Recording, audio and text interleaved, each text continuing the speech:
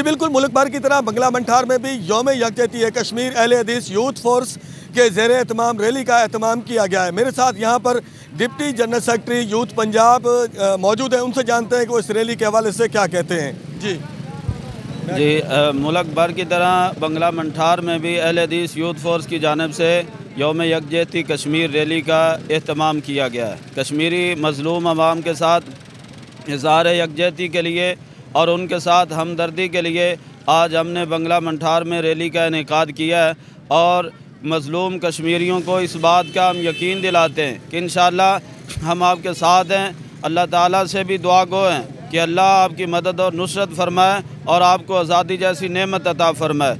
75 सालों से कश्मीरी अवाम के साथ जुल्म हो रहा है, उनको आए रोज़ परेशान किया जा रहा है, उनके बच्चों को ज़िबा किया जा रहा है, ख़वातीन पर जुल्म व तशद्दुद किया जा रहा है।